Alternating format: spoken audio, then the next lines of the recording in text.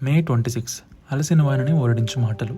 Brother భక్సింగ్ గారి ministry నుండి సేకరించిన డైలీ మెడిటేషన్ సమరీని ఈరోజు కలిసి ధ్యానిద్దాం. మన ప్రభువైన అయిన తండ్రి దేవుని ప్రేమలోను రక్షకుడైన యేసుక్రీస్తు కృపలోను మీ అందరికీ శుభములు. సిలువను గూర్చిన వార్త దేవుని శక్తి. కొరింథీయులకు రాసిన మొదటి పత్రిక 1వ అధ్యాయం 18వ వచనం.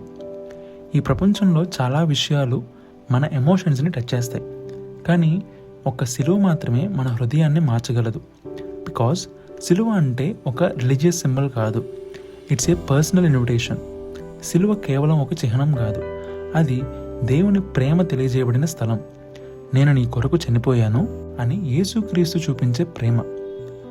ఒక ఆర్టిస్ట్ సిలువపై ఉన్న యేసుక్రీస్తు ప్రభు చిత్రాన్ని గీశాడు, కానీ ఆశ్చర్యం ఏంటంటే ఆ ఆర్టిస్ట్కి యేసుక్రీస్తు ప్రభు మీద విశ్వాసం లేదు. అది అతనికి ఒక పెయింటింగ్ మాత్రమే. కొంతకాలం తర్వాత ఒక యంగ్ గర్ల్ తన పోర్ట్రేట్ చూడడానికి ప్రతిరోజు ఆ ఆర్ట్ స్టూడియోకి వచ్చేది. ఆమె ప్రతిసారి ఆ సిలువ చిత్రాన్ని చూసి ఒక ప్రశ్న అడిగేది, ఆ సిలువ పైన ఉన్నది ఎవరు? మొదట ఆ ఆర్టిస్ట్ అవాయిడ్ చేసేవాడు, కానీ ఆమె మళ్ళీ మళ్ళీ అడుగుతూనే ఉండింది. చివరకు అతడు యేసుక్రీస్తు సిలువ కథ చెప్పాల్సి వచ్చింది. ఎలా మరణించారో, ఎలా సమాధి చేయబడ్డారో, ఎలా తిరిగి లేచారో కొద్ది మాటలోనే చెప్పాడు. కొన్ని రోజుల తర్వాత ఆ అమ్మాయి నుండి ఒక వార్త వచ్చింది, నేను చనిపోతున్నాను, దయచేసి ఒకసారి నన్ను కలవండి.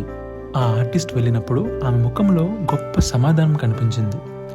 ఆమె ఎలా చెప్పింది, నేను ఒక పాపిని, కానీ యేసుక్రీస్తు నా పాపాల కొరకు చనిపోయారని తెలుసుకున్న రోజు నుండి నా జీవితం మారిపోయింది. ఆమె ప్రశాంతంగా ప్రభువులో నిద్రించింది.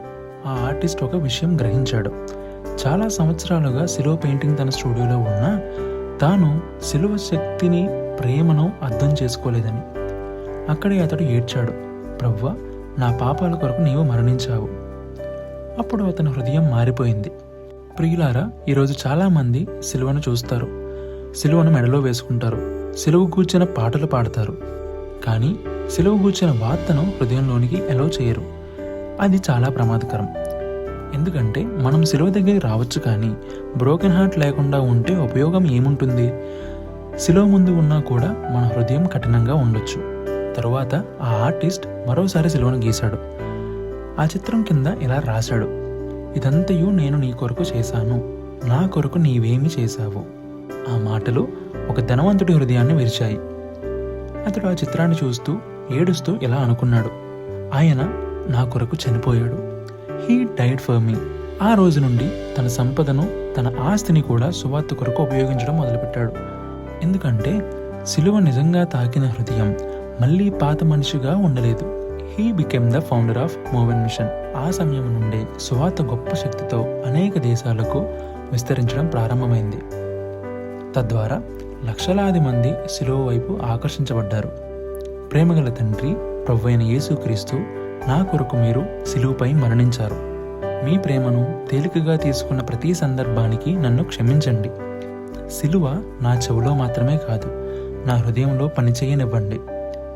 నా జీవితమంతా మీ కొరకు జీవించే కృప ఇవ్వండి. ప్రభువైన యేసుక్రీస్తు నామములోనే ప్రార్థిస్తున్నాను తండ్రి. ఆమెన్.